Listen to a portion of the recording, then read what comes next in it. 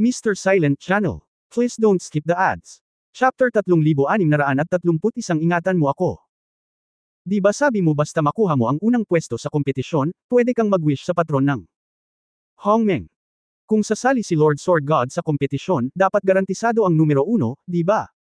Sabi ni Delphi. Isang grupo ng mga demonyo sa Anman ang tumingin sa Whale Girl na may paghamak. Anong niloloko mo? Ang pagpunta sa Sword God ay nangangahulugang pagpatay, ano pa ba? Sigaw ng Bird Hugo.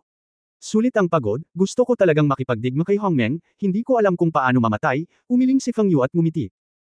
Galit na nagpout si Delphi, naglakas loob na magsalita. Walang pakialam si Ye Fan, sinabi niya, Dobby, imposible para sa akin na makasali, ngunit kung mapalad sina Patriarch Rentian ko at Jihan Tian na makuha ang unang pwesto, kung gayon ito ay pinakamahusay na swerte. Mukhang hindi ako optimistiko sa Sword God, bakit hindi mo personal na piliin ang dalawang ipinadala? Sabi ni Mulder. Si Ye Fan ay talagang hindi optimistiko, hindi pa banggitin ang iba pang mga master ng Hongmeng, kahit na si Wu Ye Wenfeng ng Gen Sect, ay sapat na para uminom silang dalawa ng isang palayok. Ang pagsali sa kompetisyon ay dapat isang lahi ng tao, at hindi pa sila lumitaw sa nakaraang labanan. Kung hindi dahil sa mga kadahilanang ito, natural na mayroong mas mahusay na mga pagpipilian, sabi ni Su Qingzhou. Ang Baman Grand Competition ay isang magandang pagkakataon upang maupo sa matataas na opisyal ng Hongmeng at formal na makipag-ayos. Dahil ang Petronas ang nagkusa na mag-imbita, kung gayon ay hindi na tayo masyadong mag-alala. Ang mga lalaki mula sa Hongmeng ay hindi haamon sa ilalim ng linya ng Petronas. Itinuro ni Ye Fan ang 12-12 ng mga demonyong dinala niya pabalik, at sina Anman Bai Wumang at iba pa. Sa kanila dito, kasama ang sarili mong lakas, ang mga general na Panginoon ng Hongmeng ay hindi maglalagay ng banta sa iyo. Huwag ituring ang iyong sarili bilang isang mahinang partido. Kung talagang mahina ka, hindi ka karapat-dapat na maimbitahan. Mula sa pananaw ng patron ng Hongmeng, ito ang huling bagay na gusto mong makita kung lalaban ka hanggang sa matalo ka pareho. Hanggat nagpapakita ka ng sapat na lakas, hindi magsisimula ang digmaang ito. Tumango ang lahat, at pagkatapos sabihin niyo ng Sword God, nabawi nilang lahat ang kanilang tiwala. Ngayon na ang layunin ay pareho, ang mga partido ay hindi na mananatili, at sila ay babalik upang maghanda. Dinala ni Patricia si Katie kay Ye Fan. Sabi ni Tita gusto ka daw niyang pasalamatan, natatawang sabi ni Patricia. Sword God, I really don't know what to say, I just hope that when the child is born, there will be a father present, please, sincere na sabi ni Katie habang hinihimas ang ibabang bahagi ng tiyan. Masasabi ko lang na gagawin ko ang aking makakaya, matigas na sabi ni Ye Fan. Bagaman si Tai Kang ay nakagawa ng maraming bagay na ikinalulungkot ng iyong pamilya noon, mangyaring maniwala na ang kanyang kalikasan ay hindi masama, same time na sabi ni Katie. Hinawakan ni Patricia ang braso ni Katie at ngumiti, Tita, pamilya na po tayo, hindi na kailangang sabihin ito. Nang marinig ang pamilya na ito, si Sally Ye, na naglalakad sa tabi niya, ay nagpakita ng bakas ng hinanakit sa kanyang mga mata. Wang, kailan ka pupunta sa Hongmeng? Gusto kong sumama sa iyo, diretsyong sabi ni Sally Ye. Hindi niya alam kung paano siya nakaligtas sa panahong ito. Hindi niya gusto ang paghihintay ng isang lalaki na maghintay para sa kanyang buhay o kamatayan. Mapait na ngumiti si Ye Fan, Sally Ye, alam mo kung sino ang dadalhin ko, at hindi kita makukuha. Masyado kang mahalaga sa lahi ng demonyo. Oo, malapit ka nang maging 1, 3, 4, 7, 4. Ang Demon King ng Great Kingdom ay sumasakop sa halos lahat ng teritoryo ng Demon Clan, paano siya makakatakas dito? Nakangiting sabi ni Su Qingzhou, mas mabuting sumama ako sa aking asawa, gayon paman, sa panig ng Human Alliance, ang Emperor at ang mga kapatid na babae ang bahala sa kanila, walang anong mga problema ang magkakaroon. Ang susi ay Hongmeng. Nakapunta na ako noon, at marami pa akong alam na balita. Sa pagkakataong ito, pupunta ako sa Hongmeng Universe, hindi sa ibabang bahagi ng Hongmeng. Kung makatagpo ka ng panganib, hihilahin ka lang nito pababa. Wang, kahit papaano ay gagamitin ko ang anino para protektahan ang sarili ko. Hindi pa ba sapat na patunayan na natalo ko ang Hongmeng Messenger last time? At saka, nasa panganib ako, kaya kailangan kong isulong ang Heavenly Ring. Gawin mo yan, alam mo kung gaano kasakit, at alam mo sa sarili mong isipan, not to mention na kailangan pa nito ang tsuan ng ina, ang magkaharap ang dalawang babae at walang pag-aalinlangan na nagkatinginan.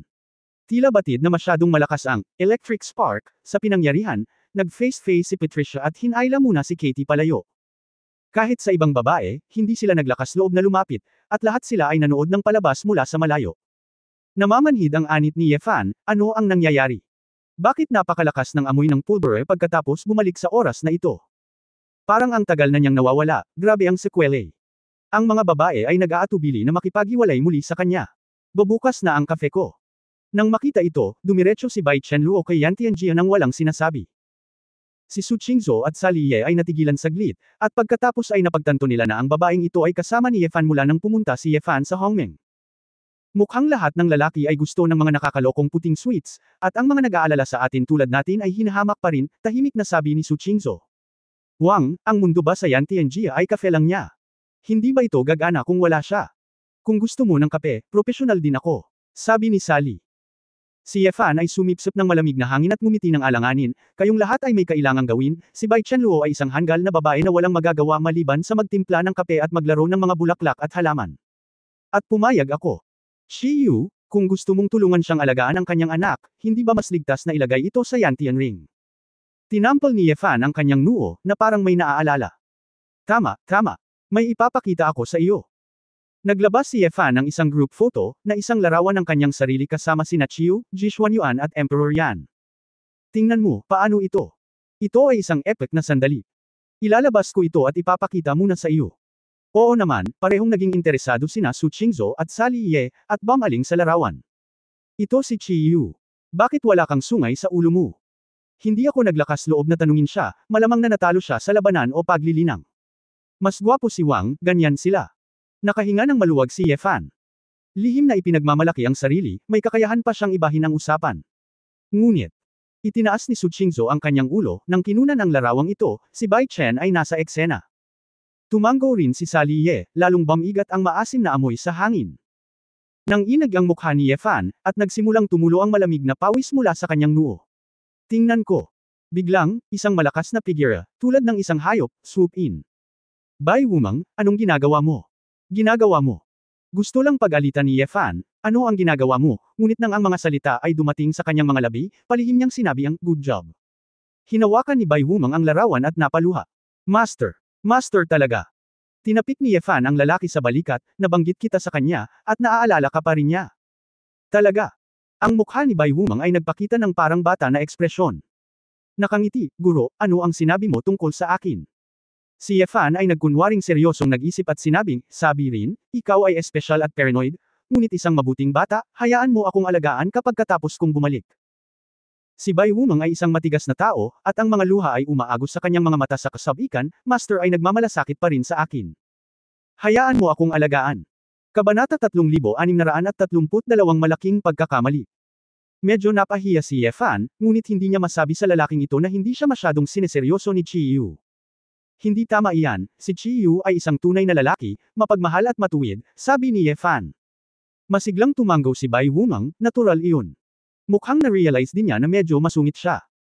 Nagmamadali niyang pinunasan ang gilid ng kanyang mga mata at sinabing, Sword God, dahil may relasyon si Master sa iyo, gagawin ko ang lahat para tulungan ka sa wala. Hindi mo na ako kailangang alagaan, matutulungan kita. Haha. Puso mo lang ang kailangan mo. Ngumiti si Ye Fan at ikinaway ang kanyang kamay. Hindi. Mataimtim ang mga mata ni Bai Wumang, gusto ko rin at ang aking mga nasasakupan na pumasok sa Dragon Pond. Ah! Mapait na ngumiti si Ye Fan, hindi naman, hindi ito isang magdamag na bagay, at ang lakas ay mas mataas kaysa dati. Kung mas mataas ang lakas, mas lumalakas ito. Lumingon si Bai Wumang at sinabi kay Acho, Lao Gui at sa iba pa, kayong mga lalaki, ipunan ang lahat at pumasok sa Dragon Pond ngayon. Tulungan ang matanda, higit sa kalahating patay. Putol ng matandang multo. May paraan para lumakas, pero wala akong lakas ng loob na tumapak dito. Hindi ko kailangan ng kasamang handang lumubog. Kung wala kang lakas ng loob na pumasok, umalis ka na lang dito. Ang mga mata ni Bai Wumang ay parang mga kutsilyo.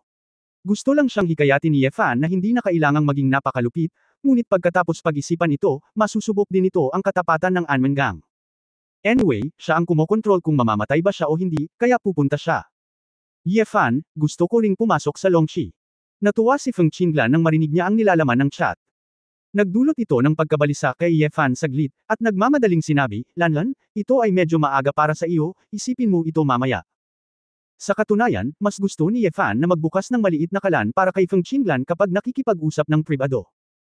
Para sa maraming mga prinsipyo ng Longqi, maaari niyang direktang ilarawan at ituro ang mga ito.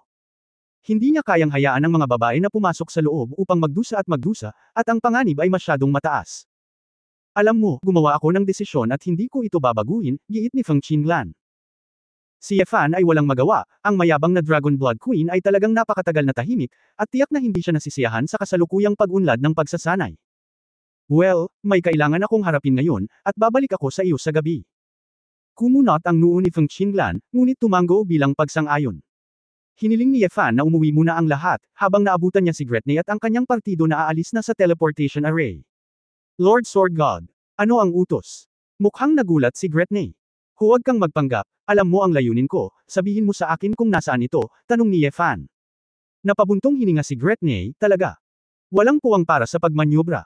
Depende yan sa totoong intensyon nito, sabi ni Yefan. Tumango si Gretne, sa pagkakaalam ko, nasa hangin ng bagyo. Sumipol ang malamig na hangin, at ang mga kristal ng yelo ay galit na galit. Sa isang palasyo, mukhang malungkot ang Snow Witch na si Celine. Bilasan mo, huwag kang mag-iwan ng bakas. Inutusan niya ang isang grupo ng mga ice at snow maid na linisin ang lahat ng mga kayamanan sa palasyo. Biglang sumugod si Yun sa bulwagan, at malakas na nagtanong, Shileni. Nandito ba ang adoptive father? Lord Yun, huwag kang matuwa, magaling ang kanyang Royal Highness the Demon King. Napabuntong hininga si Shileni, ngunit tayo na ngayon, upang maging pinakamababa hanggat maaari, at lumipat mula rito. Huwag kang mag-alala, walang kapintasan ang pag-arte ng haring ito, at ito ang Storm Valley, kahit personal na dumating ang Sword God, walang dapat ikatakot. Lumabas mula sa likod ng main hall ang isang matabang lalaki na asul ang buhok at pulang ilong, si Ailaris pala. Nang makita ito, hindi napigilan ni Yun na mapaiyak, pare. Tumawa si Ailaris, ikaw bata, hindi patay ang haring ito, bakit ka umiiyak? Pare, anong nangyayari? Malinaw kung nakita. Nakita ko ang haring ito na pinatay. Nawala ang kaluluwa ng demonyo. Tumango si Yun na puno ng pagkalito. Hehe, tinaas ni Ailaris ang kanyang gana at sinabing, hindi sasabihin sa iyo ng haring ito. Hindi napigilan ni Yun ang tumawa at umiyak, mahilig pa rin magbiro ang adoptive father niya. Dapat maging stand-in para sa kapangyarihan ng pananampalataya. Sa oras na ito, ang mahiwagang lobo na si Phineas ay pumasok mula sa labas na may tuloy-tuloy na mga hakbang. Mataimtim na tumango si Phineas at sinabing, His Royal Highness, this time, you are really taking a risk. Kuya, hindi mo ba alam na ito ang plano ng adoptive father? Akala ko malalaman mo na. Nagulat si Eugene. Isang kakaibang kulay ang sumili sa mga mata ni Ailaris, at nakangiting sinabi niya, Phineas, kahit hindi sabihin sa iyo ng haring ito, makikita mo talaga ito, tama ba? Tumango si Phineas, sa aking lakas, hindi ko talaga ito makita. Ano ang mali sa clone ng kapangyarihan ng pananampalataya na ginamit ng kanyang kataas-taasan? Ang katawan ay gawa sa sinaunang yelo, at pagkatapos ay tinurok ng kapangyarihan ng pananampalataya na katumbas ng sariling cultivation base, hanggat hindi ka gaanong lumalaban, halos walang kapintasan. Ako rin ay lubos na nalinlang ng kanyang kataas-taasan, kaya lahat ay labis na nabigla. Buong pagmamalaking nakaupo si Ailaris sa trono, kung gayon paano mo ito nakita? Nararamdaman, sabi ni Phineas, sa alam ko tungkol sa kanyang kamahalan ay hinding-hindi madaling makipagsapalaran. Bumantong hininga si Ailaris, lagi mong kilala ang haring ito, at hindi alam ng haring ito kung matutuwa o malulungkot. Kung tutusin, hindi naman ito nakakatuwa. Kuya, ano ang ibig mong sabihin? Bakit sinasadya ng foster father na galitin ng ganito ang Sword God? Pagtataka ni Yun. Natahimik si Phineas, nakatingin kay Ailaris. Tumango si Ailaris, nasabi mo na ang lahat dito, ipagpatuloy natin ang pagpapaliwanag, para makita kung kilala mo talaga itong haring ito. Kinuha ni Phineas. Malalim na hininga ng malamig na hangin. Tulad ng sinabi ng Sword God, ang kanyang kamahalan ay hindi maaaring tumanggap ng pakikipagtulungan sa sangkatauhan, o kahit nasundin ang utos ng sangkatauhan. Ngunit ngayon ang dakilang kaaway ni Hongmeng, kung ang angkan ng demonyo ay hindi umaasa sa lahi ng tao na pinamumunuan ng Diyos ng Espada, ito ay mapapahamak. Kaya, gumamit ang kanyang kamahalan ng halos walang kamali-mali na clone ngayon upang subukan ang lawak ng ilalim na linya ng Sword God. Kung nakabukas ang lambat ng Sword God, ibig sabihin ay natatakot din ang Sword God sa kanyang puso, at hindi na natin kailangang isuko ang ating pagkakakilanlan. Ngunit, ang Diyos ng Espada ay napakakapangyarihan, na ang kanyang kataas-taasan, bukod sa pagsuko, ay maaari lamang umatres para sumulong. Saglit na nag-isip si Yun, at sinabing, gusto ba ng foster father na magpanggap na pansamantalang patay at maghintay ng pagkakataon? Hindi masama.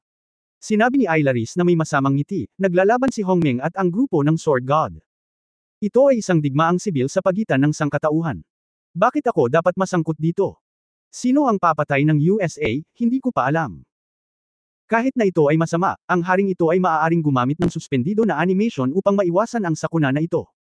Hindi ba ito ay mas mabuti kaysa sa pagsunod sa utos ng sangkatauhan at pagiging isang sangla? Tumanggo si Yukon, matalino ang adoptive father ko. Ang kasaganaan ay tiyak na bababa, kapag natapos na ang sangkatauhan, tiyak na magkakaroon ng magandang pagkakataon para sa ating lahi ng demonyo. Ha. Naliwanagan pa ang anak mo. Masayang sabi ni Ailaris. Bumantong hininga si Finas, His Royal Highness, mali ka, napakamali.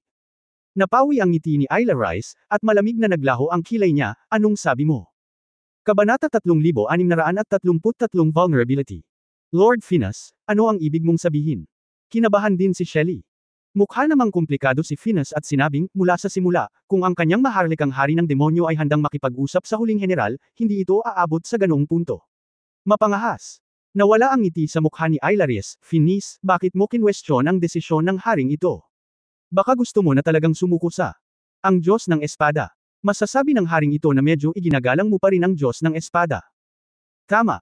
Si Finas ay nagpakita ng isang mukhang Hirtosh, His Royal Highness the Demon King, kung ang puso ko ay nasa Sword God, dapat kong subukan ang aking makakaya upang protektahan ang aking sarili, sa halip na magpanggap na ignorante.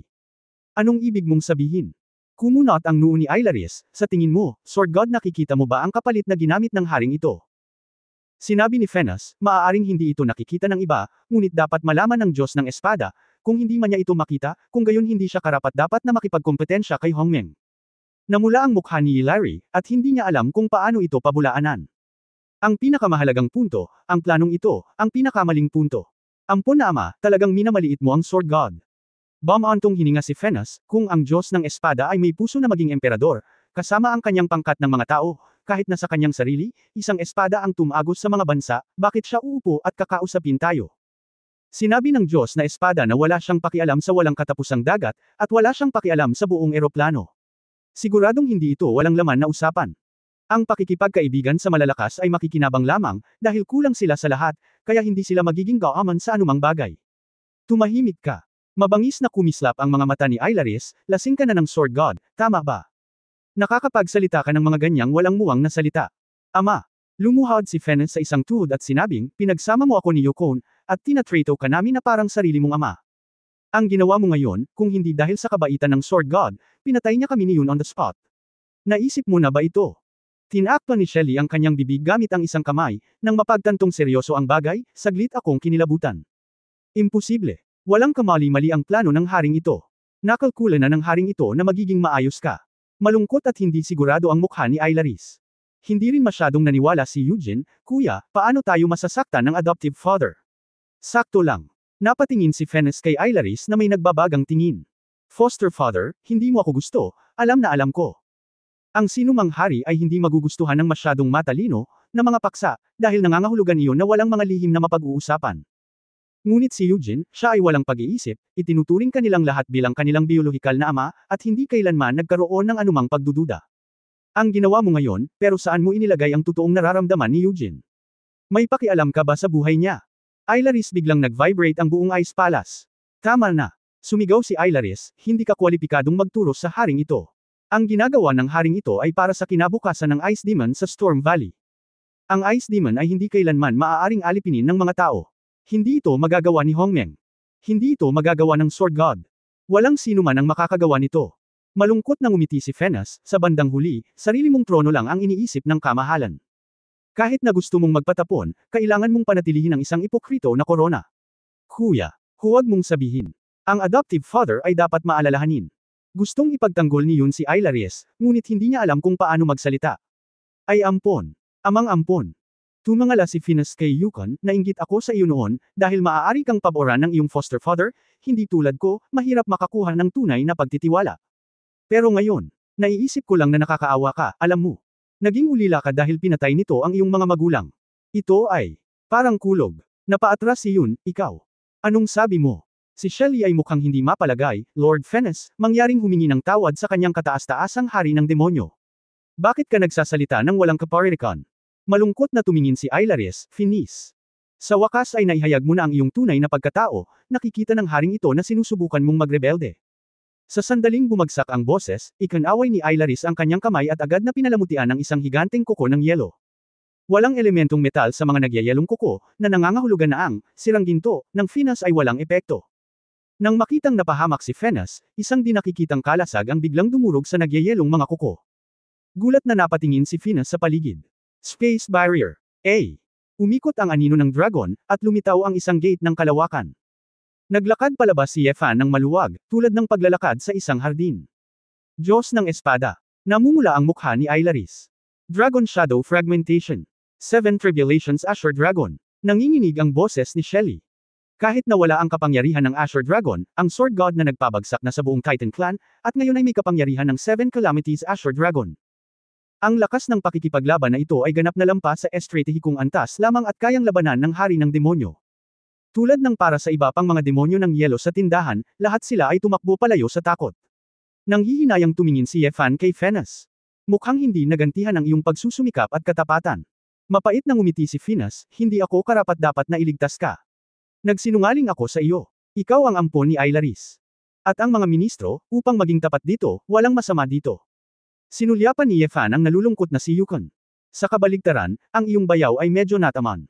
Dumating na si Yefan, ngunit gusto lang niyang makita kung kailangan pang mabuhay si Ailaris. Ngunit pagkatapos kong marinig ito, lalo akong kumbinsido na ang taong ito ay dapat mamatay.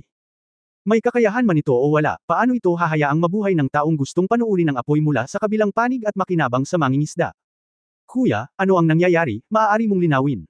Ang mga mata ni Yun ay namumula, at ang kanyang mga kalamnan ay buhol-buhol. Hindi na itinago ni Venus, ang dahilan kung bakit mahal na mahal ka ni Ailaris ay dahil ang iyong ina ang kanyang dating mahal.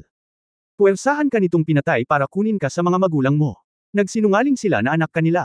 Hindi ka ba nagtataka, bakit hindi mo nagawang magpatubo ng mga pakpak ng unicorn? Dahil hindi unicorn ang nanay mo, umalis siya. Ailaris, kaya siya pinatay.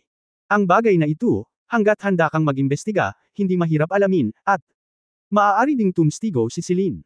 Dahil, ang iyong memorya ay si Celine. Nakatulong na pakialaman ito. Nanginginig na tumingin si Yun kay Celine, totoo ang sinabi ni Kuya. Mukhang masikip si Celine at hindi umimik. Siyempre peke yan. Yukon, isipin mo kung bakit alam ng Sword God na nandito tayo, at siguradong si Venus ang nag-tip off. Tridor yan. Galit na galit si Ailaris. Mapait na bamantong hininga si Venus, His Royal Highness, hindi mo na kailangang makipagtalo pa. May butas pa rin sa buong plano mo. Hindi ko sinabi ngayon lang. Kabanata 3634 na sino ang kaharap mo? Anong butas? Nagnganga ang ngipin ni Ailaris. Sinabi ni Venus, iyan ang ika-6 na demonyo, Gretne. Napakahirap para sa iyo na iwasan ang mga mata at tenga nito. Nai-imagine mo ba talaga na kung sasabihin nitong hindi, wala talagang Zerg sa Stormwind Valley? Namula ang mukha ni Ailaris, damn old motherbug, how dare you lie to me? Gretne. Magpapanggap na bingi at pipi kapag natatakot siya sa iyo, ngunit ngayon na siya ay samilong sa Diyos ng Espada, paano kanya matutulungan na itago ito? Napabuntong hininga si Nis, ang plano mo, mula simula hanggang katapusan, ay itago lang ang kampana. Gusto talaga ni Yefan na ipalakpak ang kanyang mga kamay sa malaking ulo ng lobo na ito. Kung maingat na pinakinggan ni Ailaris ang ampon na ito, maaaring maging problema ito. Panganib. Sayang lang at hindi nagamit ng matigas ang ulo at makitid ang isip na si Ailaris ang chess piece ng Venus. Ailaris. Napakasama mo. Napakalupit ng puso. Puno ng magic power si Yun, at ang sungay ng platinum sa kanyang ulo ay naglabas ng kidlat, pinatay kita. Nalaman niya na siya ay pinakialaman ng memorya at background, pakiramdam na lubos na nalinlang at pinagtaksilan, ang galit ni Yun ay mahirap pigilan. Itaas ang mabigat na baril at patayin si Ailaris sa isang sprint. Ngunit ang ruta ng pag-atake ay agad na nakita ni Ailaris. Pinutol ito ni Ailaris ng crampan, naputol ang singil ni Yun. Yun. Huwag kalimutan, sino ang nagturo sa iyo na magsanay at kung sino ang nagpapasok sa iyo sa strategic level. Ikaw ay walang utang na loob, tulad ng babaeng iyon, hindi ka nararapat maawa. Ang mga crampan ay kukuha na sana ng isa pang shot, ngunit sila ay nadurog sa lupa sa pamamagitan ng isang hindi mapaglabanan na pamimilit. Paano kaya? Nagpupumigla si Yun, hindi makapaniwala na hindi man lang siya makatayo. Gusto mo ring hamunin ang haring ito. Ngumisi si Ailaris, huwag mong kalimutan, ako ang hari ng galit, at ang iyong galit ay pampalakas lang ng haring ito. Yun. Kumapit ka ng mahigpit. Ikaw ang galit niya ang gagamitin nito. Sigaw ni Venus. Ang paghihiganti ng pagpatay sa aking mga magulang ay hindi ibinabahagi ng langit. Kung hindi man lang ako magalit sa sandaling ito, ano ako? Nagsimulang mag-shoot ng dugo si Yun sa buong katawan niya. Sa sobrang galit niya, mas mahirap suportahan ang katawan niya. Tumawa ng malakas si Ailaris, Yukni, anak ko, alam mo ba kung ano ang pinakanagustuhan ng haring ito sa iyo? Tama. Ang ugali mo. Magagalit ka. Hindi tulad ng Finas, isang taksil, magpakailanman lahat sila ay kalmado at tahimik, ang haring ito ay ayaw na makita ang mukha na iyon. Yukni, karapat-dapat kang maging paboritong ampon ng haring ito. Haha! Hindi napigilan ni Shelly ang mapaiyak nang makita ang tagpong ito. Gitling! Biglang, isang alon ng Black Gold Sword Intent Ripples ang pumuno sa buong Storm Valley. Gumaan ang pakiramdam ni Yun, at gulat na tumingin kay Ye Fan. Sword God! Ikaw! Anong ginawa mo? Natagpuan ni Ailaris sa kakilakilabot na ang kanyang batas ng galit ay hindi na magagamit.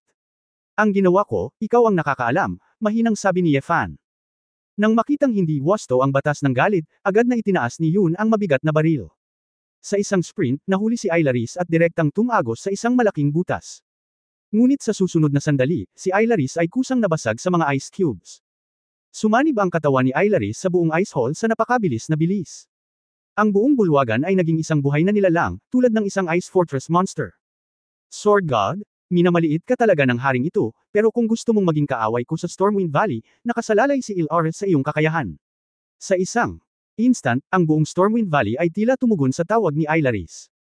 Sa pagitan ng daan-daang milyong milya, ang avalanche ay parang isang malaking alon na humahanggaws patungo sa Ailaris. Ang di mabilang na mga demonyong yelo ay direktang nilamon ng walang babala at sumanib sa Storm Valley. Ang buong malawak na Valley of Storms, ang mundong ito ng yelo at nyebe, ay naging katawan ni Ailaris. Si Ye Fan, Finas, at Eugene ay tumalon palabas ng palasyo at tumayo sa dumadagandong na malamig na hangin. Sa di kalayuan, sa tuktok ng dalawang pinakamatayog na iceberg, nagbukas ang isang pares ng malalaking asol na yelo na higanting mga mag-aaral. Ako ang sinaunang Ice Demon, ang Master ng Storm Valley, ang Ice Demon King, ang Hari ng Galit. Sword God. Ito ang tunay na kapangyarihan ng haring ito.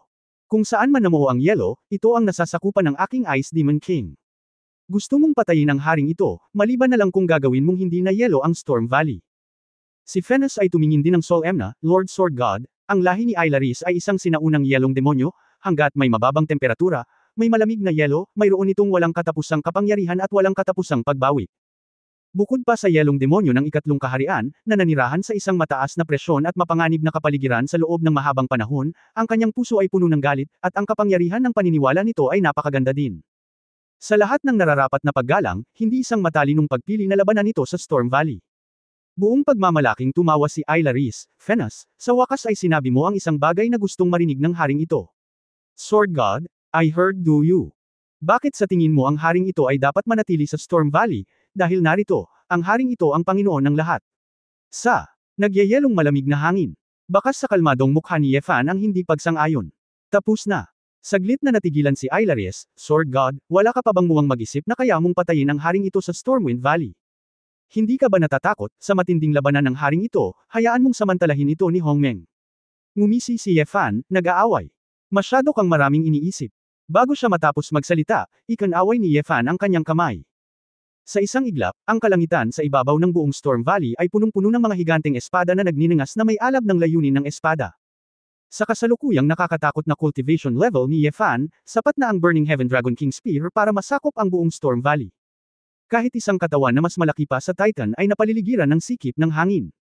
Natigilan ang mga mata ni Ailaris, at tuluyang natulala sina Shelly, Finas, at Eugene. Napakalaking halaga ng paglilinang ito, upang makamit ang gayong nakakatakot na malakihang layunin ng espada. Sword God. Sa tingin mo kaya mong patayin ang haring ito sa pamamagitan ng pag-atake sa Stormwind Valley na may sword intent?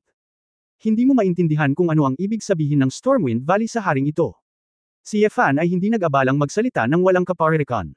Ang Dragon King Spear ng 100 milyon ay direktang bumulusok sa Valley of Storms. Sa isang iglap, kung saan dumaong ang Dragon King Spear, isang sumisindek na alon ng galit na apoy ang umusbong.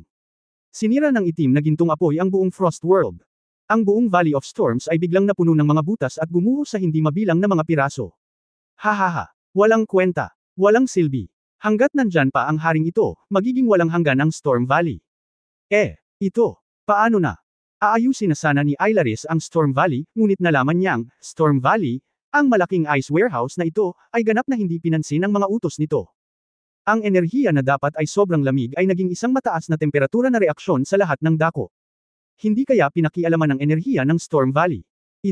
Paano ito posible? Bakit nangyayari ito? Nagpanik si Ailaris. Ang trump card na pinagkakatiwalaan nito upang mabuhay, ang Valley of Storms na nabuo ng mundo ng yelo, ay agad na nabago sa anyo ng enerhiya nito. Kalmadong sinabi ni Ye Fan, Aylaris, sa tingin mo, sino ang kaharap mo? Itinuro ni Yefan ang isang daliri, at isang grupo ng itim, ginto at asul na Sword Intense Sky ang lumitaw kaagad. Ngunit ang mas nakakatakot ay itinaas ni Yefan ang kanyang kabilang kamay, at kasabay nito ay pinalapot ang isang ulap ng langit. Shang Tian! Shang Tian! Shang Tian! Sunod-sunod, ang mga bola ng Sky Energy na kasing laki ng mga bituin ay direktang binasag sa Storm Valley. Si Yefan ay tila may walang katapusang daloy ng paglilinang, at ang kalangitan na may isang sobrang pagsabog ay parang paghahagis ng beams pababa. Ang Storm Valley, na napunit na, ay agad na naging isang piraso ng pulbos sa ilalim ng bombardment ng kalangitan. Hindi. Gitling. Nagpakawala si Aylaris ng ayaw at matinis na sigaw, ang lakas ng galit nito at ang kakayahang makabawi ng demonyong yelo, lahat ay naglaho sa sandaling ito. At tumingin sa lalaking sumisira kay Stormdale sa isang maliit na pahayag, sina Venus at Eugene ay nakatayo sa likuran at hindi mapigilan ang manginig. Kabanata 3635 Sumama ka sa akin. Sa malawak na ice crystal snow fog, unti-unting naglaho ang isang ice ball, parang bulalakaw na malapit nang mawala. Iyon ang huling sinag ng demonyong kaluluwa ni Aylaris. Ang enerhiya sa paligid nito ay sapilitang binago ni Wu Suang, ito ay tinamaan ng malakas, at ito ay walang kapangyarihan upang bumalik sa kalangitan. Sa isang ulirat, tila nakita ni Aylaris ang lambak ng mga bagyo noong sinaunang panahon, kung saan ang mga sinaunang demonyong yelo ay nakalinya ng malalakas na angkan. Sa ilalim ng malupit na kapaligiran, ang mga demonyong yelo ay patuloy na pinipiga at binubuli ang mahihina para sa kasiyahan. Ipinanganak na maikli, malamaya, at hindi kilala, maaari lamang itong umasa sa mga ngiti ng hippie at nakakatawang mga laro upang pasayahin ang malakas. Kahit bugbugin ng todo, tatawa pa rin, kasi kapag hindi tumawa, mas mabubugbog. Hanggang sa isang araw, nakilala nito ang isang babae na hindi niya gusto, sa tingin nito ay napaka-interesante, at handang makasama ito. Iyon ang unang sinag ng liwanag sa buhay nito. Upang maprotektahan ang babaeng ito mula sa pagkawasak ng maraming malalakas na demonyong yelo, ang duwag at matapang na maliit na demonyong yelo ay natutong lumaban sa unang pagkakataon. Napag-alaman nito na nakaipon ito ng napakaraming galit na sapat na upang sirain ang lahat ng malalakas na kaaway. Gayunpaman, kapag ito ay nalubog sa kasiyahan ng galit at ang prestihiyo ng malakas. Ang babaeng iyon, sinabi niya dito na gusto niyang makasama ang isang unicorn na walang pakialam sa mundo. Bakit? Galit na tanong ni Aylaris, bakit siya umalis nang lumakas ito? Ang sagot ng babae, matagal nang nakalimutan, si Aylaris. Nilamon ng galit mo ang konsensya mo, hindi ikaw ang Aylaris na nakilala ko. Sa pagkakataong ito, muling binibigkas ni Aylaris ang mga huling salitang sinabi ng babae dito. Haha, haha. Mariing tumawa si Aylaris. Isang pares ng magiliw at nagyayelong kamay ang yamakap sa nahulog na si Aylaris mula sa likuran. Tuluyan nang bumagsak si Shelly sa mga luha ng mga ice crystal, alam niyang tuluyan nang aalis ang kanyang kataypan. Shileni. Ang haring ito ay palaging nag-aatubili na opisyal na gawin kang reyna, dahil lang sa takot. Magkakaroon ng ganoong araw. Tama siya, hindi lang ako lalamunan ng galit ko, kundi sasaktan ka rin.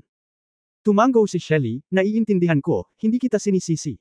Sabihin mo kay Eugene at Venus para sa akin. I'm sorry. Haha, ha.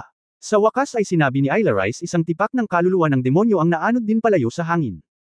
Hinawakan ni Shelly ang isang tumpok ng durog na labi ng yelo, niyakap ito ng mahigpit sa kanyang dibdib, at maingat na itinago.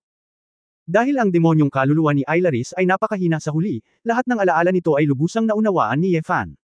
Hindi napigilan ni Yefan ang buntong hininga, ngunit si Aylaris ay isang mahirap na tao na napinsala ng kapangyarihan. Ngunit bago ang oras na ito, hindi magmuni-muni si Aylaris sa kanyang mga pagkakamali. Venus, dito sa Storm Valley, ikaw na ang bahala. Kung may kailangan ka, direktang i-report kay Sally Ye. Oo, Panginoong Diyos ng Espada, alam ni Venus na ang pangkalahatang sitwasyon ay napagpasyahan na. Mula sa Third Kingdom, teleport pabalik sa Human Alliance. Medyo komplikado ang mood ni Yefan. Ang ganitong pakiramdam ng pagpatay ng isang lalaki na dapat patayin, ngunit ang pakiramdam na hindi komportable, ay talagang hindi komportable. Lalo na ang makitang lumuluha si Celine at kinuha ang ice crystal na bangkay ni Aylaris sa dulo, talagang malupit ang mukhang walang pagsisisi at walang pagsisisi. Sa orihinal, hahanapin niya si Feng Qinglan, ngunit nagbago ang isip ni Yefan at dumating ang teleportasyon sa isang paaralan sa Yuncheng. Ito ay isang napaka-espesyal na kolehiyo, na pinondohan ni Chu Yunyao at binuksan ng isang grupo ng mga taong mapagkawanggawan na pinamumunuan ni Angel. Bilang karagdagan sa Yuncheng, libu-libo sa kanila ang sunod-sunod na binuksan sa Human Alliance, at dumarami pa rin sila. To put it bluntly, ang mga dating mura, ngayon ay may karapatang matuto. Pagdating ni Yefan sa gate ng paaralan, nakita niya ang isang lalaking mukhang payak na papalapit. Lord Sword God, bakit ka nandito? Kung hindi pa narinig ni Yefan si Su Qingzu matagal na ang nakalipas, kanina pa siya natulala. Yao Zhongguo, dapat ba kitang tawaging Principal Yao ngayon? Nakangiting sabi ni Ye Fan. Ang lalaking nasa harap niya ay si Yao Zhongguo pagkatapos mag-disguise. Dahil sa intelligence network na itinatag ng Candlelight at Shilanyo, pinasok ni Yao Zhongguo at ng kanyang grupo ng mga taong may matayog na mithiin ang larangan ng edukasyon. Umaasa sila na hayaang bumangon ang mga sibilyan, upang ang angkan ay magkaroon din ng pakiramdam ng krisis at isulong ang kaunlaran ng sangkatauhan. Bagamat si Angela ay isang espiritual na pinuno, ang kanyang mga kasanayan sa pamamahala ay talagang hindi kasing husay ni Yao Zhongguo. Sa makatuwid, si Yao Zhongguo ay naging punong-punong guro ng kolehiyong sibilyan. Ang insidenteng ito ay isinulong din ni Emperor Ziggy, at kakaunti ang mga taong nakakaalam ng orihinal na pagkakakilanlan ni Yao Zhongguo.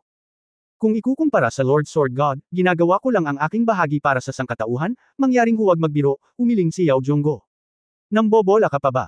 Iba talaga ang pagiging principal, pang-aasar ni Ye Fan. Napahiya si Yao Zhongguo, nagsasabi lang ako ng totoo. Sige, gawin mo lang ng mabuti, huwag mong hayaang mas mababa ang treatment condition ng mga estudyante kaysa sa mga anak ng clan.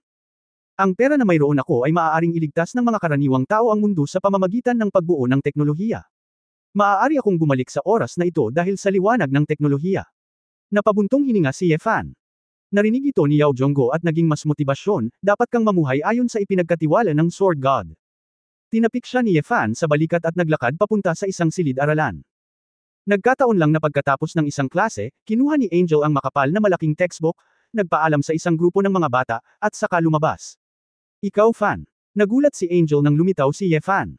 Naisip kong puntahan ka, pero may klaseng dadaluhan, at naisipan kong pumunta sa gabi, kaya nauna kang pumasok sa paaralan. Tiningnan ni Ye Fan ang babaeng may mahabang buhok na maayos na nakasuklay sa likod ng kanyang tenga, at ang eleganteng kulay abo-asol na damit. Sa ilalim ng dalisay na hitsura, ang figure ay napaka-predictable, at ang pangmatagalang paglilinis ay ginagawang puno pa rin ng pagkababae si Angel. Mr. Angela, may gusto ka ba sa mga estudyante mo? Pumapasok ka sa klase ng ganito, dapat mahirap makinig ng mabuti ang mga estudyante di ba? Namula si Angela at nahihiyang sinabi, kalokohan, lahat sila ay grupo ng mga bata. Pero, gayunpaman, biglang nanikip ang puso ni Ye Fan. Bago ako magturo sa mga senior students, marami talagang boys na mamimigay ng love letters. Maya-maya, naramdaman ko na hindi ito maganda, kaya mga bata lang ang binigay ko. May mga guro rin na nagbigay sa akin ng mga bulaklak at regalo. Buti na lang at inalagaan ako ni Principal Yao. Nasolve ko na, at mas maganda na ngayon.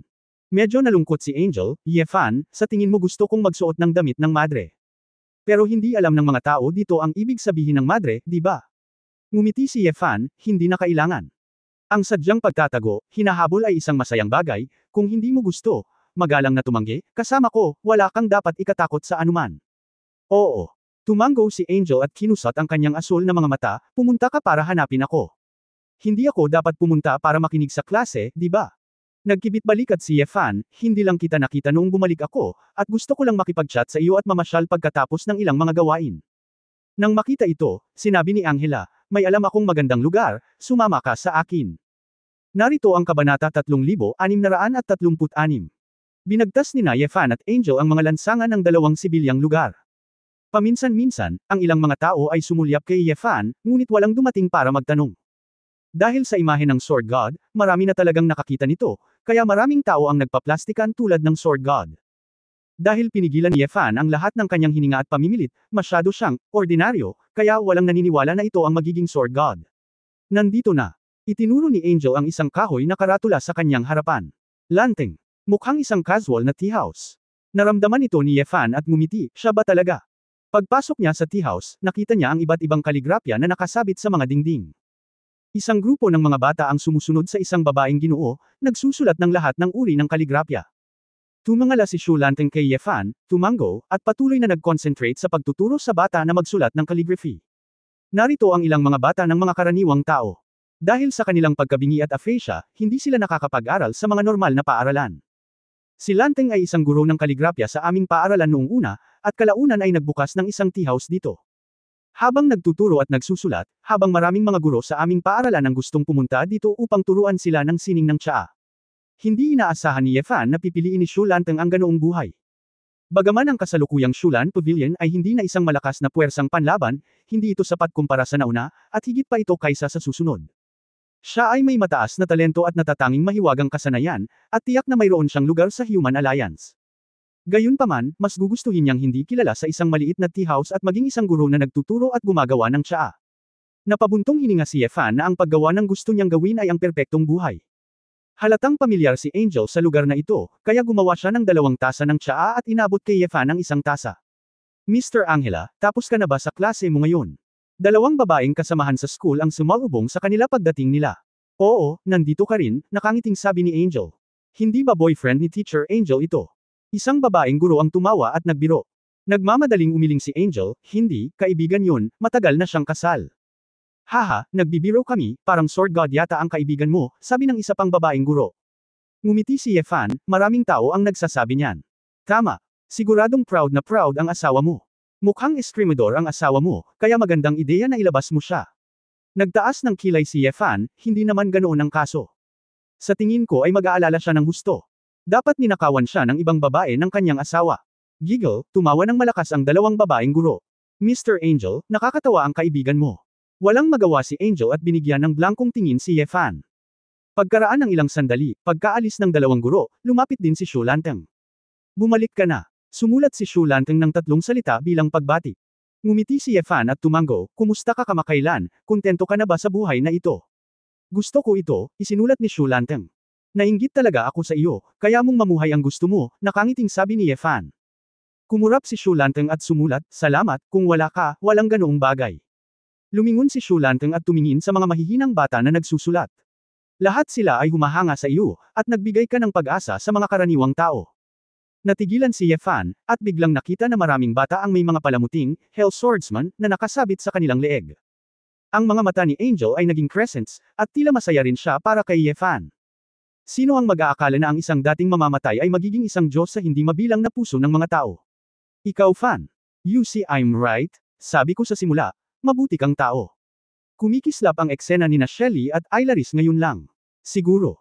May naalala si Yefan, kumuha ng macelan at sinaunang brush, at ibinigay ito kay Shu Lanteng. Para sa iyo ito, matandang senior, tulad mo, nagsusulat lang siya at hindi nagsasalita. Hiniling niya na ipasa ko ito sa iyo. Ang mga mata ni Shu Lanteng ay nagliwanag sa tuwa, at malinaw niyang nakita ang Kat-Anji tangi ng deal na ito kaagad. Talagang ibigay ito sa akin. Napakahalaga nito. Hindi makapaniwala si Shu Lanteng. Kunin mo, isang piraso ng isip, hayaan ang kaligrapya na dumaan ng maayos, sabi ni Yefan. Noon lamang kinuha ito ni Shu Lanteng, at same time na tumango, hinahangaan ito na parang ito ay isang kayamanan. Itatanong sana ni Yefan kung bakit hindi nagtanong si Shu Lanteng kung sino itong matandang senior. Ngunit kung iisipin mong mabuti, marahil para kay Kang Sheng at Shu Lanteng, ang pangalan ay hindi mahalaga, ang panulat ay nagpapaliwanag ng lahat. Pagkatapos uminom ng tsaa saglit, bumalik si Angel sa monasteryo upang magdasal. Bago umalis, sumulat si Shu Lanteng, kung kinakailangan, magagawa ko ang aking bahagi. Malinaw, alam din ni Shu Lanteng na hindi ito ganap na mapayapa ngayon. Huwag kang mag-alala, hindi ako magiging magalang sa iyo, nakangiting sabi ni Yefan. Hindi gaanong nagsalita si Shu Lanteng, at bumalik upang ipagpatuloy ang pagtuturo. Pabalaykan si Angel sa monasteryo ng magkasama, panuurin si Angel na magsuot ng banal na damit, pagsamahin ang Little Bilay, at magsimulang magdasal. Si Yefan ay nakaupo sa walang laman na simbahan, nakatingin sa mataas na entablado na walang anumang mga estatwa, nag-iisip. Nang dumilim ang kalangitan, bumangon si Angel at umupo sa tabi ni Yefan. Fallen, may iniisip ka ba? Tanong ni Angel. Natahimik sandali si Yefan, pagkatapos ay nagtanong, Angel, lumabas ako sa pagkakataong ito. Marami akong nakita, maraming dating mythical character, maraming immortal, kahit na mga Diyos. In terms of realm, isa na akong tunay na Diyos, sa madaling salita, isa na akong Diyos sa totoong kahulugan. Ngumiti si Angel, isang tunay na Diyos ng espada. Paano ka magiging malungkot kapag naging totoong Diyos ka? Napabuntong hininga si Yefan, nalaman ko na sa mas maraming nalalaman ko, mas maraming ngunit hindi ko alam at higit na maraming bagay ang tama o mali. Kung mayroon din akong isang Diyos sa aking puso na makapagsasabi sa akin na tama na gawin ito, at na ginawa mo ang pinakamahusay, iyon ay magiging mahusay. Ngunit, ako mismo ay isang Diyos, walang makapagsasabi sa akin kung ano ang tama, o hindi ako sigurado. Mapait na ngumiti si Yefan, Anghel, walang mga Diyos dito, kaya ngayon, alin ang pinaniniwalaan mo? Nasaan ang Diyos? Pinaikit ni Angel ang kanyang mga mata, at biglang iniunat ang isang puting kamay at inilagay ito sa puso ni Yefan. Dito. Ano? Nagulat si Yefan. Fallen, ang tanging Diyos sa aking puso ay ang Budi sa aking puso. Ang kabaitan sa puso ng bawat isa ay ang tanging Diyos.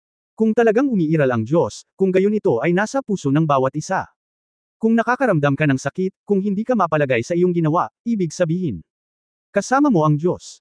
Ngumiti si Angel at sinabing, "So, I am very happy, you are a true God with good intentions, and I am proud of you." Tumitig si Yefan sa dalaga, medyo uminit ang kanyang mga mata, at huminga siya ng malalim.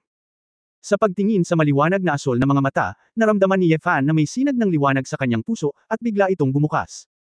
Nakakatuwa talaga na makakabalik ka sa akin. Hindi napigilan ni Yefan ang pag-ungol. Walang kamalay-malay, niyakap ni Yefan si Angel. Saglit na nanlamig ang katawan ni Angel, sa kamarahang tinapik ang likod ng lalaki. Pagkaraan ng ilang sandali, may napagtanto si Yefan at mabilis na binitawan ang babae. "I'm sorry, I'm just okay lang, naiintindihan ko." Nakangiting tanong ni Angela, "Gusto mo bang kumain?" Ang mga pagkain sa aming monasteryo ay medyo simple. Naalala ni Yefan na naghihintay pa rin si Feng Qinglan, tumayo siya at sinabi, "Sa susunod, may gagawin pa ako." "Then take care," mahinang sabi ni Angel. Tumango si Yefan, lumabas ng monasteryo, at bumalik sa training ground sa labas ng Yuncheng. Pagdating ko sa gravity training ground, nagpractice na si Feng Qinglan at tumutulo ang pawis. Ang malapit na pagsasanay ng kung fu ay nagpapaiba sa hitsura ng mga babae. Nang makitang paparating si Yefan, pinatay niya ang gravity field. "Bumalik ka na sa wakas, naisip ko na, gusto ko talagang pumasok sa dragon, ah." Bago pa makapagsalita ng ilang salita si Feng Qinglan, niyakap na ni Yefan ang babae at hinalikan siya. Kabanata 3637 Shenlang Palace. Dilat na dilat ang mga mata ni Feng Qinglan. Matapos mapagtanto ang sitwasyon, hindi niya namamali na itinulak ang lalaki palayo. "Huwag kang ganito, ito ang practice ground." Pero, ang kanyang mga salita ay hindi gumana, ang nagniningas na mga mata ni Yefan ay natunaw ang puso ng babae. "Lanlan, sabihin mo sa akin, para saan ang nililinang mo?" "Siyempre para sa'yo yan. Gusto kitang kailanganin."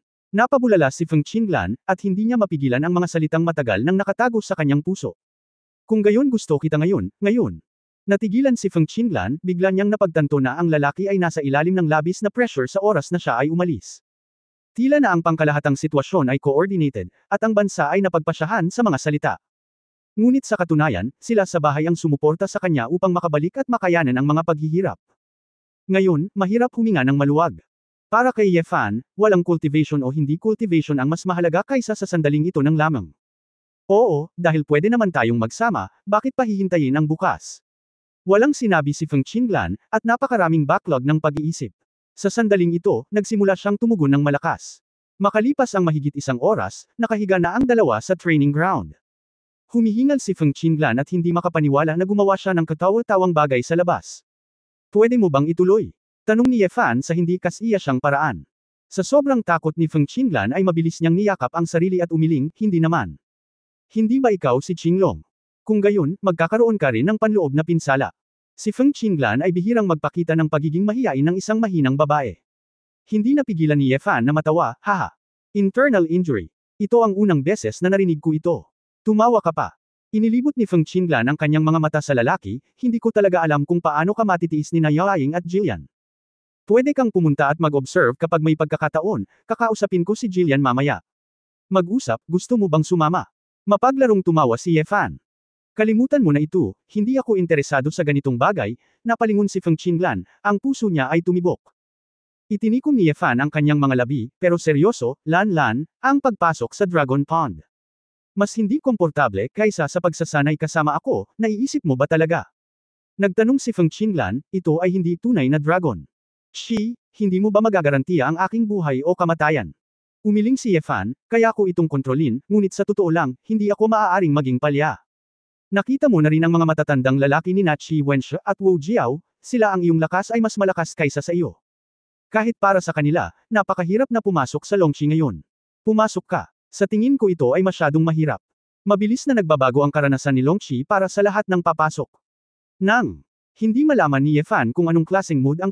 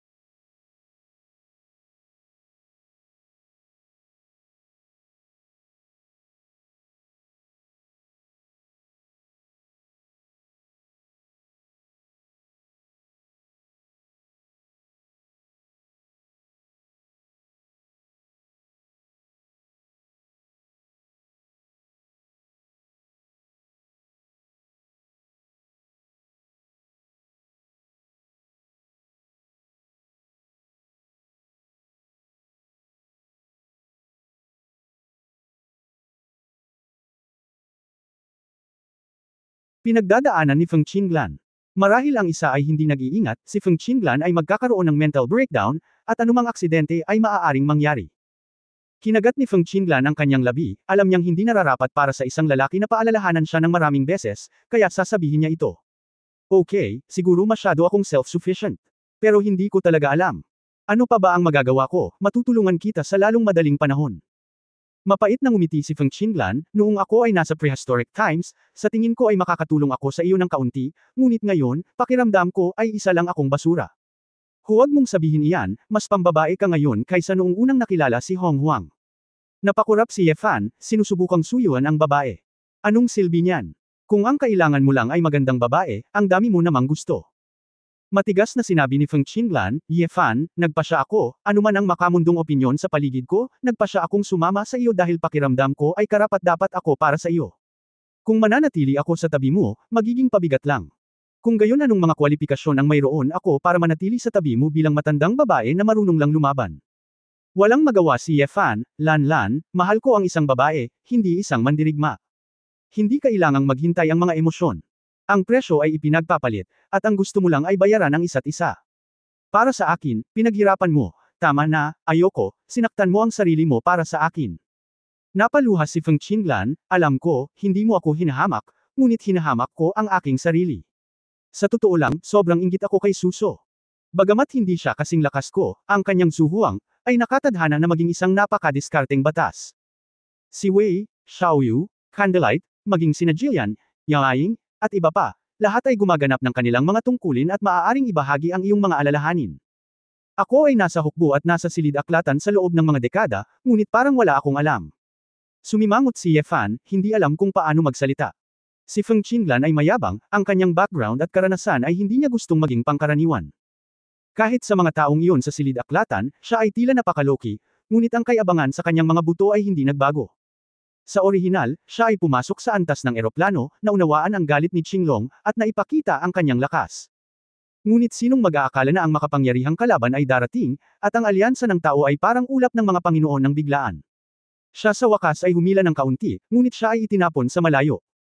Ngunit hindi katanggap-tanggap para sa kanya na matutunan ang ilang kababaihan na may karaniwang kakayahan sa paglilinang at gumawa ng ilang pamamahala sa logistic. Hindi sa pagbanggit sa kanya, hindi papayag si Ye Fan para sa kanya. Narinig ko na humingi ka ng payo kay Feng Xiaotian, ano ang sinabi niya? Maraming itinuro sa akin si Elder Feng Xiaotian, ngunit ang kanyang paglilinang ay nakabatay din sa oras, hindi banggitin ang kanyang talento ay mas mataas kaysa sa akin.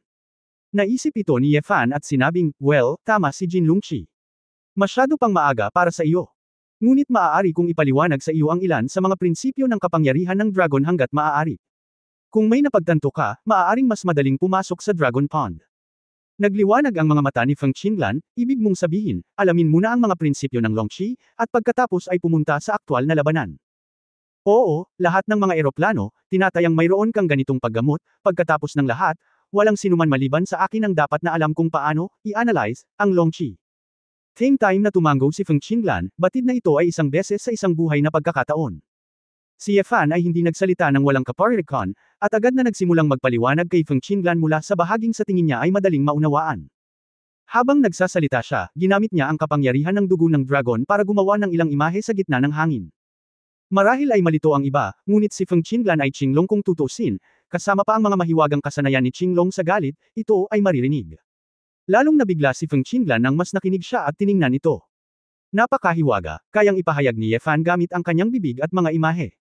Para bang nakikita ng mga tao sa mata kung ano ang mga sustansya sa iba't ibang bahagi ng isang butil ng bigas, na sadyang hindi ka panipaniwala. Sandali lang. Nakinig si Feng Qinglan, may iniisip. Anong mali? Naisip ni Ye Fan na hindi malinaw, kung hindi mo naiintindihan, maaari kang magtanong. Umiling si Feng Qinglan at sinabing, ang prinsipyo ng lakas ng hangin na kasasabi mo lang, parang ako ay nasa Shenlong Temple. Minsan, naramdaman ko rin ito. Hindi ko ito mailalarawan sa mga salita, ngunit maaari mong iharap ito. Natigilan si Ye Fan, Dragon Palace. Kabanata 3638 Cramps. Oo nga pala, lohikal kong sinasabi ngayon na nalampasan ko ang karaniwang angkan na Qinglong. Hindi ba pwedeng pumunta ako sa misteryosong lugar na noon pa man ay gusto kong puntahan ang Shenlong Palace? Hindi naniwala si Ye Fan, nag-isip sandali at sinabing, Lan, pumunta ka sa Shenlong Palace, at titingnan ko kung makapasok ako. Na-curious si Ye Fan kung ano ang Shenlong Palace, at pangalawa, gusto rin niyang makita, makakahanap ka ba ng posibilidad na tulungan si Feng Qinglan? Okay, umalis kaagad si Feng Qinglan. Bagamat gumagalaw ang Divine Dragon Palace, sa pagkakataong ito ay hindi lang ito kalayuan. Pagkaraan ng ilang sandali, huminto si Feng Qinglan. Sa madilim na kalangitan sa gabi, itinuro ng babae ang harapan. Nariyan na, itinuro ni Feng Qinglan. Tiningnan ito ni Ye Fan sa isang sulyap, at wala itong laman. Hindi mo ba nakikita? Tanong ni Feng Qinglan. Sumimangot si Ye Fan, nakapikit at bumukas ang kanyang mga mata, isang itim na gintong apoy ang nagliyab. Sa kaharian ng mga tunay na Diyos, makikita ang mga ugat ng enerhiya ng primordial plane. Kasama ng malalim na pag-unawa ni Longxi, ang pagbabagong anyo ng banal na dragon ng katawan. Nadama ni Ye Fan na, sa prinsipyo, siya ay ganap na kwalipikadong makita ang templo. Biglang, sa madilim na lugar sa unahan, unti-unting lumitaw ang isang hugis dragon na gusali. Na-refresh si Ye Fan at sinubukang gamitin ang kanyang walang katulad na enerhiya upang paghiwalayin ang mga istruktura ng enerhiya sa kanilang harapan ng isa-isa. So ganoon ang kaso. Napagtanto ni Ye Fan na ang Dragon Palace ay parang isang sekretong code na, nakatago, sa hindi mabilang na komplikadong mga code. Kasya lang ito sa ilang mahahalagang punto ng kapangyarihan ni Qinglong, kaya hindi mo ito makikita kung wala si Qinglong. Ang orihinal na Ye Fan, si Wu Shuang ay hindi pa nalilinang sa antas na ito, at dahil hindi niya masyadong naiintindihan ang kapangyarihan ng bloodline ng dragon, hindi niya ito nakikita. Pagkatapos ng pagsusuri, nakita na ni Ye Fan na may marangel na asul na kulay abong gate sa harap nito, at isang batong dragon ang nakahiga sa pintuan. Nakita ko, pero iisa lang ang pinto. Nasaan ang Shenlong Temple? Nagulat si Feng Qinglan, nakita mo talaga. Ang Shenlong Temple ay nasa loob ng pinto, hindi mo ito makikita sa labas, pumasok ka lang. Tumango si Ye Fan at hinawakan ng kanyang kamay leave a woman's catcan. Sa pananabik, pumasok si Ye Fan sa pinto kasama si Feng Qinglan. Akala ko magkakaroon ng mga twists and turns, pero swak na swak. Tulad ng hinulaang. Hanggat nakikita mo ito, ang Shenlong Temple ay katumbas ng pag-unlock, at hindi ito pinatibay. Sa unahan, biglang lumiwanag. Isang malaking Bluestone Avenue sa hugis ng isang coiled dragon, na may mga ulap at ambon. Sa gitna ng Dragon Road, may energy beam na puno ng kapangyarihan ng malakas na dugo ng dragon. Ang sinag ng liwanag na ito ay parang dumadaloy na kalawakan, na may hindi mabilang na batik-batik na mga spot ng enerhiya na kumikislap sa loob. Napapalibutan ng malalaking haligi ng dragon ang bulwagan. Sa labas ng pangunahing bulwagan, mayroong isang kalangitan na puno ng mga bituin at isang malawak na universo. Si Ye Fan ay nakakita ng maraming kamanghamanghang mga gusali, ngunit ito ang unang pagkakataon para sa Shenlong Hall. Ito ay hindi isang Diyos, at hindi rin ito maaaring likhain ng mga tao. Parang, isang espesyal na, sangkap, na mayroon ang universo mismo. Kung kailangan mong sabihin na ito ay katulad, ito ay Longxi. Ang Shenlong Temple ay kapareho ng Dragon Pond. Ang isa ay para sa angkan ng Shenlong Bloodline, at ang isa ay para sa Shenlong Family. Parehong mga banal na lugar na may mga espesyal na layunin at kahulugan. Hoy! Hindi si Qinglong, makapasok pa rin ako sa Shenlong Palace. Natatakot ako na ito ang unang tao noong sinaunang panahon, di ba? Tumingin si Ye Fan sa kaliwa at kanan, at hindi nang ahas na tanggalin si Wu Shuang, kung hindi ay baka siya ay, si Pain, sa Dragon Palace. Kinailangang aminin ni Feng Qinglan na ang lalaking ito ay talagang mapangahas. Nagawa niyang mag-overtake sa isang kurba, at puwersahang pumasok sa Dragon Palace na may layunin ng espada ng emperador. Diyos ng espada. Maya-maya, isang pamilyar na boses ang tumunog mula sa gilid, puno ng pagtataka. Elder Hua, matagal na akong nawawala, at wala akong oras para kumustahin sa maghapon. Haha, nakabasa ka na ba ng mga bagong nobela kamakailan? Ekspresyon. Nagtaka si Hua Fei Hua, ikaw. Nakapasok ka na ba sa Azure Dragon? Hindi, bahagyang tumawa si Ye Fan. Tapos ikaw. Kakaiba ba? Nagkibit balikat si Ye Fan. Dragon Palace ay dapat na isang asul na dragon para makapasok. Ito ang batas na bakal mula noong sinaunang panahon. Malumanay na sinabi ni Ye Fan, maaari lamang pigilan ng batas ang mahihina, ngunit hindi ako. Binigyan ni Feng Qinglan ang lalaki ng magkatabing tingin, at masaya na ngayon na sumasayaw, parang bata, suot pa rin ito ngayon. Bagamat nakaramdam ng lamig si Hua Fei Hua, kailangan niyang aminin na ang taong ito ay masyadong pervert. Umaasa ka sa Emperor's Sword Intent para pilitin ang iyong paraan, tama. Masyadong hindi makatwiran ng Emperor's Law. Napabuntong hininga si Hua Fei Hua na may damdamin, at talagang sobrang na-stimulate. Elder Hua, bago ka ba rito? Tanong ni Feng Qinglan. Tumango si Hua Fei Hua, pupunta ako sa Hongmeng sa lalong madaling panahon, gusto kong pagbutihin hanggat maaari at gawin ang aking makakaya upang masunod ang tadhana. Naglakad si Ye Fan papunta sa malaking Star River Beam at tiningnan ang kapangyarihan ng dragon na dumadaloy sa loob. Ito ang pinagmumula ng kapangyarihan na ginamit mo sa pag-aaral sa Shenlong Temple, tama ba? Oo, karaniwang tinatawag namin itong Shenlong Zo. Humakbang si Hua Feihua at nagsabi, pagkatapos na makapasok sa kaharian ng Qinglong, habang umuunlad ang kaharian, mas marami kang makukuhang insight mula rito. Bawat Qinglong cultivator ay may iba't ibang insight, kaya walang nakatakdang numero. Ngunit dahil sa puntong ito sa pagsasanay, karaniwang walang sino man ang maaaring magturo nito, at lahat ay maaari lamang hulaan mula dito. Sinimulan ni Ye Fan na gamitin ang wuswang upang pag-aralan ng gusto ang mga sangkap.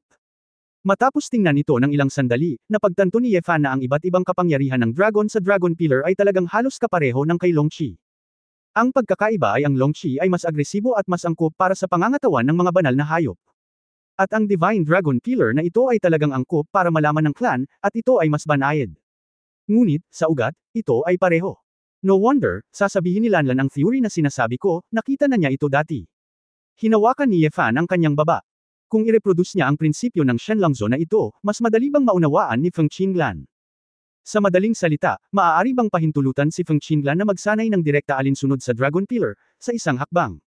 Naisip ito ni Ye Fan, at nagsimulang maglakad sa isang malaking bilog sa Coiling Dragon Road.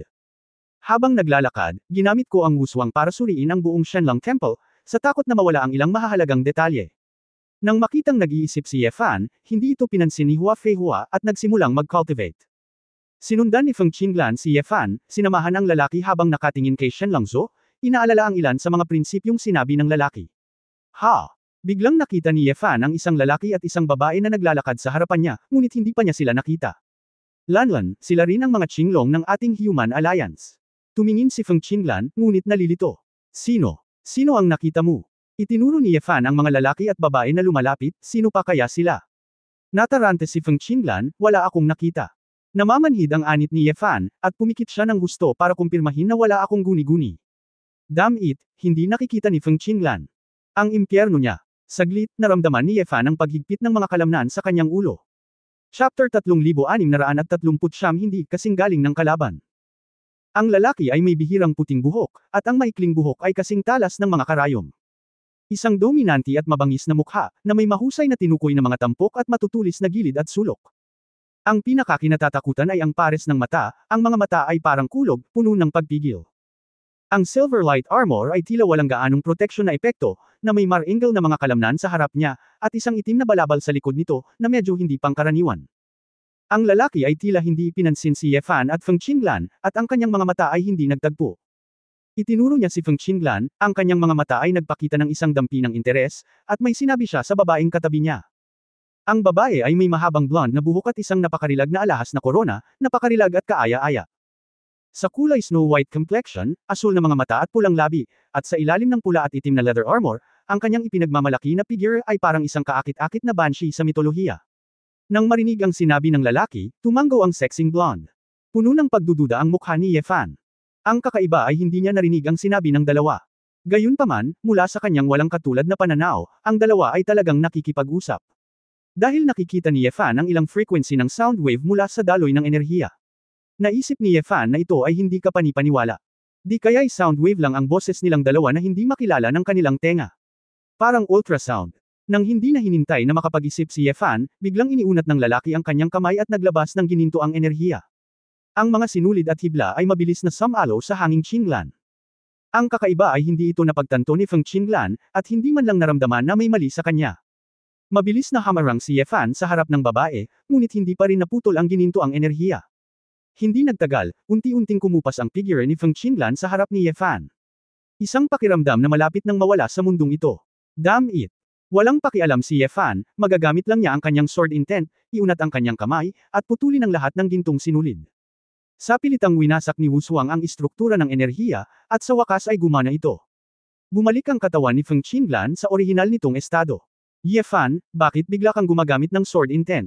Si Feng Qinglan ay walang naramdamang kakaiba sa kanyang sarili, ngunit naramdaman niyang kakaiba ang lalaki.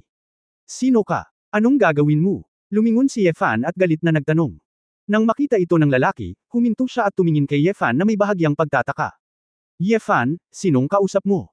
Nagtataka si Feng Qinglan, malinaw na walang laman ang kanyang mga mata. Sa oras na ito, may sinabi ang lalaki, at umiling ang babae. Pagkatapos, naglakad ang dalawa ilang metro ang layo sa harap ni Ye Fan. Isang lalaki at isang babae ang tumingin kay Ye Fan na parabang nakatingin sila sa isang pambihirang hayop. Kumunat ang noo ni Ye Fan at tumingin sa kanilang dalawa. Kahit na hindi ko alam kung ano ang pinag-uusapan ng dalawa, malamang na mahulaan ni Ye Fan. Tama ang narinig mo, kinakausap kita, nakikita kita. Pinipintig ni Ye Fan ang kanyang puso, ngunit hindi niya magawang pumikit, pagkatapos ng lahat ang lalaking ito ay tila may gustong gawin kay Feng Qinglan. Matapos kumpirmahin ng maputing buhok, isang mapaglarong hitsura ang lumitaw sa kanyang mukha, at ang kanyang mga mata ay puno ng pagmamataas na nakatingin sa mababang buhay. Tumingin siya ng diretso kay Ye Fan, at pagkatapos ay sa harap ni Ye Fan, humakbang siya papunta kay Feng Qinglan. Iniunat ng lalaking may puting buhok ang kanyang kamay upang hawakan ang baba ni Feng Qinglan. Agad na naglabas si Ye Fan ng espada sa kanyang kamay at nilaslas ang braso ng lalaki. Ang bilis ng lalaki ay hindi mabagal, at ito ay madaling umiwas. Sa muling pagtingin kay Ye Fan, nagpakita na ang lalaki ng lamig. Feng Qinglan. Natulala at medyo naguguluhan, Ye Fan, anong problema mo? Sino ang kinakalaban mo? Sinabi ni Ye Fan, pumunta sa Yan Tianjia, at ipapaliwanag ko sa iyo mamaya. Nag-aalala ako, pero alam kong sinabi ng lalaki na iyon, tiyak na seryoso ang sitwasyon. Direkta siyang pumasok sa Yan Tianring at nawala. Nang makita ito ng mag-asawa, hindi nagtagal ay natuklasan nila ang Yan Tianring sa daliri ni Ye Fan. Bahagyang nagulat ang lalaki at tumalikod at may tinanong sa babae. Tumango ang babae at ngumiti. Agad na itinaas ng lalaki ang kanyang kamay at tumingin kay Ye Fan na may nangingibabaw na paghamak. Habang si Ye Fan ay nagtataka kung ano ang ginagawa ng taong ito, bigla niyang natuklasan na isang kamanghamanghang puwersa ang biglang nagsimulang mang-api sa kanyang primordial spirit. Ito ay hindi isang elemento, anong espiritual na kapangyarihan, ngunit isang kapangyarihan mula sa isang mas mataas na antas. Nararamdaman ni Ye Fan ang kapangyarihang ito, na may labis na pakiramdam ng pang-aapi, na parang isa itong uri ng magical power. Ito ay parang isang matayog na bulubundukin, na dumidiin sa katawan ni Ye Fan, sinusubukang durugan siya. Ang lalaking ito ay humihiling sa kanya na lumuhod. Isuko mo siya. Sa pilitang pinrotektahan ni Ye Fan ang kanyang sarili gamit ang sword intent, nanlamig ang kanyang mga mata, at hindi siya umatras. Kahit na hindi ko alam, ano ka ba? Pero nakipag-away ka ngayon sa maling tao. Mapang-akit na inilabas ni Ye Fan ang kanyang espada, at si Stegosaurus Juying ay tumakbo ng malapitan, nilaslas ang ulo ng lalaki gamit ang kanyang espada. Ngunit talagang hinulaan ito ng lalaki ng maaga, at sa sandaling iniunat niya ang kanyang kamay, hinarang niya ang espada ni Ye Fan gamit ang kanyang wrist guard. Noon lang napansin ni Ye Fan na ang magaan na baluti ng lalaki, bagaman tila manipis, ay ginawa gamit ang napakahusay na pagkakayari. Ang istruktura ng enerhiya ay sobrang komplikado, at tila ito ay isang high-tech na battle armor na nilikha gamit ang napaka-advanced na mga kasanayan sa smelting. Siyempre, sa pamamaraan ng lalaki, tinatayang madali niyang makukuha ang espadang ito nang walang sandata sa labanan. Biglang binago ng lalaki ang kanyang pamamaraan, at talagang hinawakan niya ang pinakamataas na kalidad na flying sword ni Ye Fan gamit ang kanyang mga kamay. Keng! Gatlang M. Nagulat ang mga mata ni Ye Fan. Ang kanyang sariling espada, ang espada na may layuning espada, ay nabali niya talaga.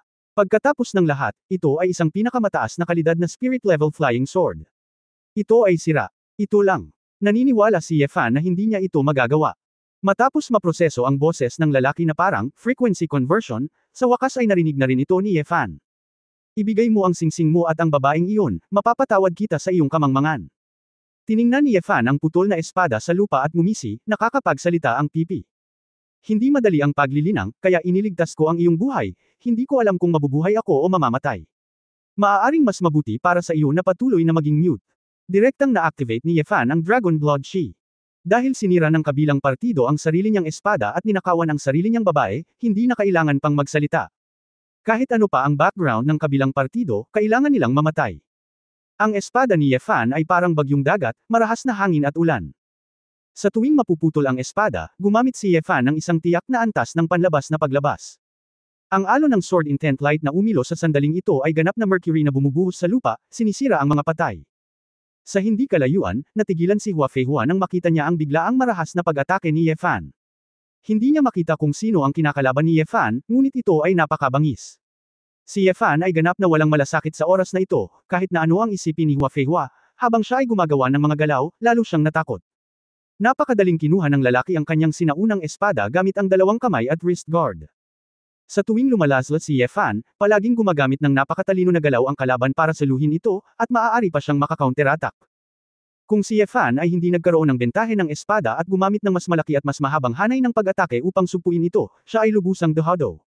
Sa mga tuntunin ng kasanayan sa santukan, masakit na napagtanto ni Ye Fan na hindi siya kasing galing ng kanyang kalaban. Kabanata 3640 pula. Kahit sa harap ni Chiyu, hindi naramdaman ni Ye Fan na napakalinaw ng agwat. Maghintay. Ang taong ito ay hinulaan ng kanyang sariling landas ng espada. Hindi kaya mas mataas ang kanyang kakayahan sa espada kaysa sa kanya. Bilang isang tansong tao, ang iyong mga kasanayan sa militar ay karapat-dapat na igalang. Sayang naman. Nakilala mo ako. Tansong tao. Ano ang ibig sabihin? Hindi ito naglalaro ng ranggo, anong kalokohan ang pinagsasabi mo? Bagamat nakaramdam ng pagkadismaya si Ye Fan, tiyak na hindi niya estilo ang umatras. Senador Luo Sword Dance. Naglabas si Ye Fan ng higit sa 100 lumilipad na espada, at nagsimulang patuloy na magpalit ng mga espada gamit ang dalawang kamay para marahas na umatake.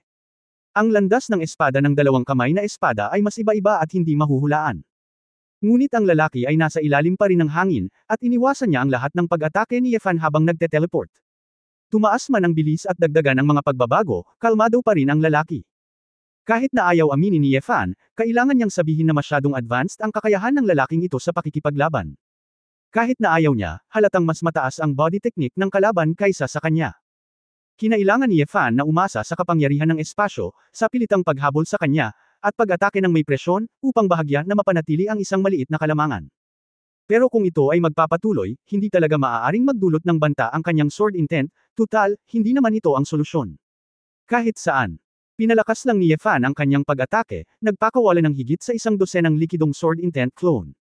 Mahigit sa 100 avatar ang lumabas na may mga espada, na bumubuo ng isang pagkubkob sa mga lalaki. Nakikita sa lahat ng direksyon, isa-isang nagwagayway ang mga avatar ng itim at gintong lightsabers, at nanatiling hindi gumagalaw ang lalaki. Humph! Malamig na tumikim ang lalaki, ang kanyang mga mata ay pumuputok ng gintong liwanag.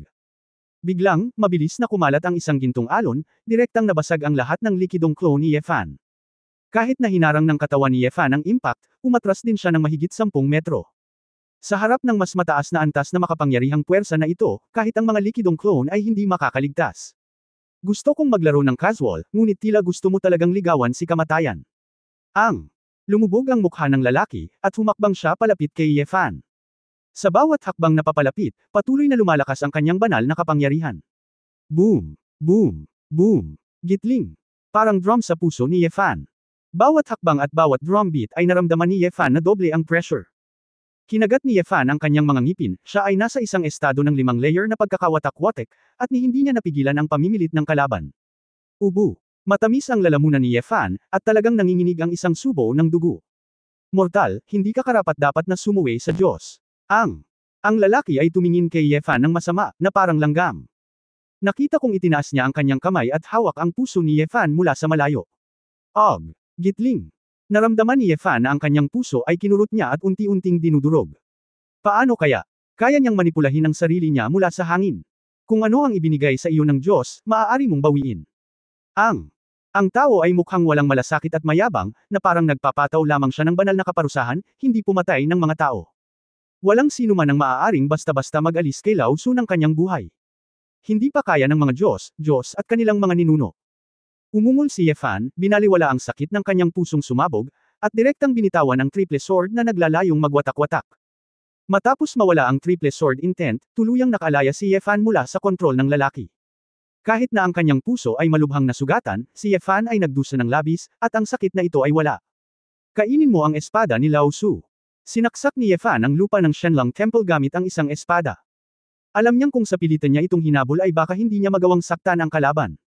Ang mga kasanayan ay hindi kalaban, mahirap mabisang makapinsala. Simple lang. Halika at bugbugin ang matandang master ng isang kamao, baka may pagkakataon pa. Ang layunin ng Black Gold Sword ay direktang nawasak sa lupa. Ang pag-iral tulad ng Shenlong Temple ay hindi maaaring sirain sa pamamagitan ng sword intent. Talagang pina-refraction ng lupa ang lahat ng layunin ng espada patungo sa malayo.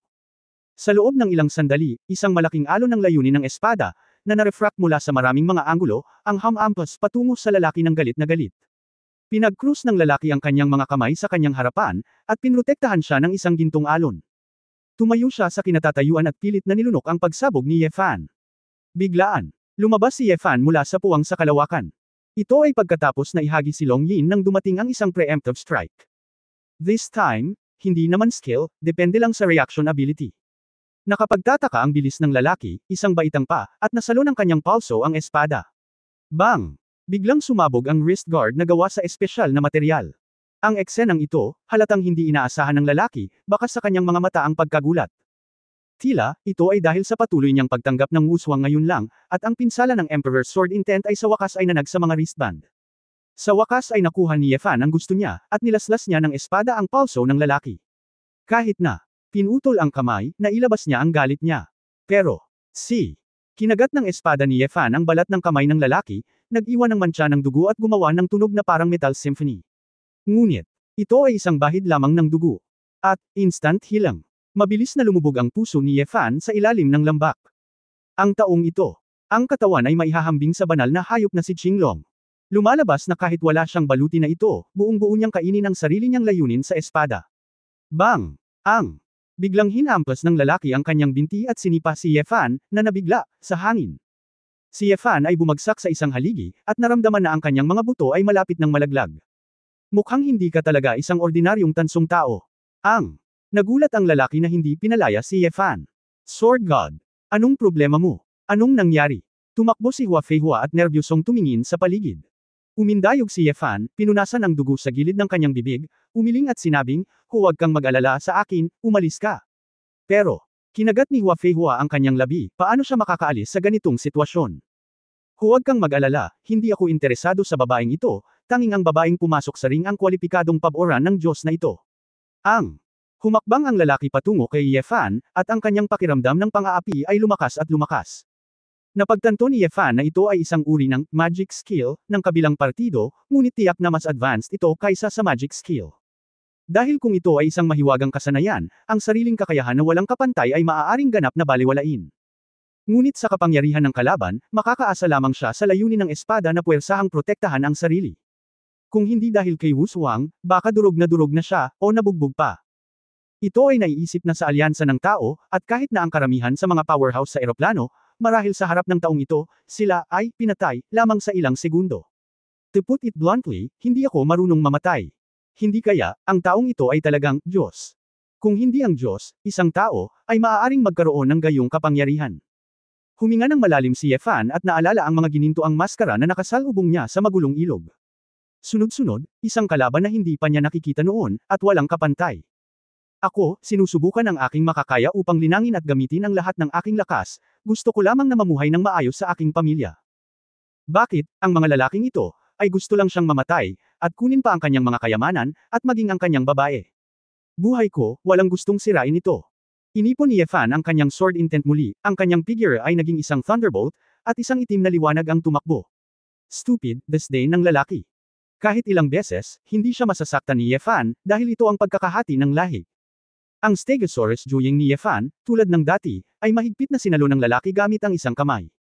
Hinawakan ng lalaki ang espada ni Yefan sa isang kamay at babaw iinasa na ito, ngunit nalaman niyang may mali. Sa simula, gitling. Si Yefan ay umungal, ang kanyang buong katawan ay agad na naging itim na apoy ng purgatorio, at ang kanyang sword intent para sa pagkatalo ay puno. Isang napakaitim na shockwave ng sword intent ang sumambulat mula sa pagbubukas ng Taichu pagkatapos ng hindi mabilang na mga compression. Ang lalaki ay nahuli, ang kanyang puso ay direktang tinusok ng itim na talim na naspray mula sa simula ng taon, na naglalabas ng isang puddle ng pulang dugo. Sa isang iglap, nanlaki ang mga mata ng lalaki, hindi makapaniwala. Diyos! Ngumisi si Yefan, hindi ba't namumula din ang dugo mo? Pagtatapos ng kabanatang ito. For more updates, click on the notification bell.